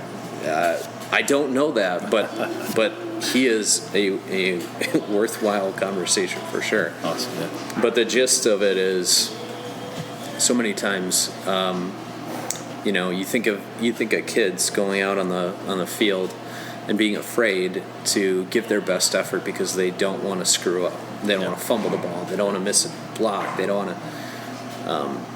And instead of instilling fear in people, about what might go wrong, just go make a play. And by going all out, you find that you will learn and grow, and you'll succeed.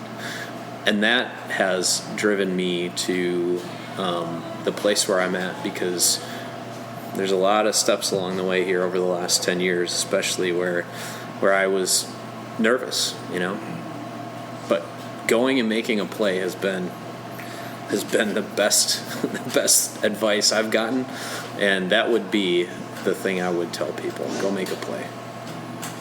Awesome. I love it. All right, bonus round. 3 books that people need on their bookshelves. They don't have to be your favorite, but 3 books that you think people need to read and read soon. Yeah. So a couple of them are well known. I already mentioned one, but Rich Dad Poor Dad, best practical way of looking at money and building wealth, helped me understand that trading time for money is not the best equation, and it set me on my path. How to Win Friends and Influence People.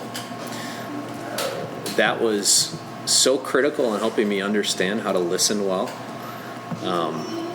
And the last one is the best healthcare book. It's actually a recent release. It's called The Price We Pay. And I encourage anyone to read it, because whether you want to know what's going on in the world of healthcare or not, Dr. Marty Makery, the author, tells stories that will make you recognize how an industry can go awry, but very inspiring, because there's a lot of opportunity and there's a lot of good things happening. So awesome. Very cool. Well, we will have those in the show notes for folks that they can get those, pick them off of Amazon or wherever, and begin to think like Drew. So, yeah. And this has been awesome. It's just been awesome, man. There's so much here. I have a leg up because I have all the notes and no one else does. So you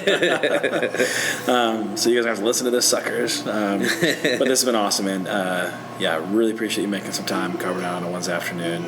I think it's Ash Wednesday at the time of this recording, which is great. Perfect day to talk about failures, right? Yeah, we made some ashes. So, man, if folks wanted to connect with you, what's the best way to do that?